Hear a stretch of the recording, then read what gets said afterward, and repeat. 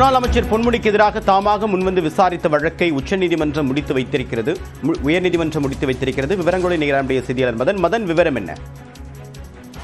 சைவ வைணவ சமயங்கள் குறித்தும் பெண்கள் குறித்தும் வெறுப்பு பேசியதாக முன்னாள் அமைச்சர் பொன்முடிக்கு எதிராக சென்னை உயர்நீதிமன்றம் தாமாக முன்வந்து வழக்கை விசாரணைக்கு எடுத்துக் கொண்டது. இந்த வழக்கு தான் இன்று மீண்டும் நீதிபதி சதீஷ்குமார் முன்பு விசாரணைக்கு வந்தது. தமிழக அரசு தரப்பை பார்க்கும்போது, அதாவது முன்னாள் அமைச்சர் பொன்முடிக்கு எதிராக அளிக்கப்பட்ட புகார்கள் மீது ஆரம்ப கட்ட விசாரணை நடத்தப்பட்டு ஆதாரங்கள் இல்லாததால் அவை முடித்து வைக்கப்பட்டதாக விளக்கம் அளிக்கப்பட்டது. அதே போல புகார் அளித்தவர்கள் முடித்து வைக்கப்பட்டதற்கு எதிராக மேஜிஸ்ட்ரேட் நீதிமன்றத்தில் மனு தாக்கல் செய்யலாம் அல்லது தனிநபர் புகார் அளிக்கலாம் என்றும் தமிழக அரசு தரப்பில் விளக்கம் அளிக்கப்பட்டது. ஆனால் புகார்தாரர் தரப்பை பார்க்கும்போது முன்னாள் அமைச்சர் பொன்முடிக்கு எதிராக புகார் அளித்தவரிடம் எந்த ஒரு விசாரணை நடத்தாமல் அது முடித்து வைக்கப்பட்டதாக குற்றம் சாட்டப்பட்டது.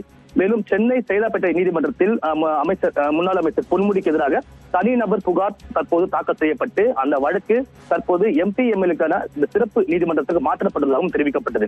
இந்த இரண்டு தரப்பு வாதனை கேட்ட நீதிபதி பொறுப்பான பதவியில் இருந்த பொன்முடி இது போன்ற பேச்சை தவிர்த்திருக்க வேண்டும் என்று தெரிவித்தார்.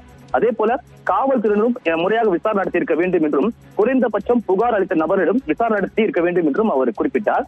எனவே இந்த புகார்கள் முடித்து வைக்கப்பட்டதை எதிர்த்து புகார் அளித்தவர்கள் மேஜிஸ்ட்ரேட் நீதிமன்றத்தை அணுகலாம் என்றும் இந்த விவகாரம் தொடர்பாக தனிநபர் புகார் அளிக்கலாம் என்றும் தற்போது அனுமதி அளித்த சென்னை உயர்நீதிமன்றம். இந்த உயர்நீதிமன்றம் ஏற்கனவே தாமாக முன்வந்து விசாரணைக்கு எடுத்த அந்த வழக்கை தற்போது முடித்து வைத்து உத்தரவு பிறப்பித்துள்ளது. தேவா, விரிவான தகவலுக்கு நன்றி மதன்.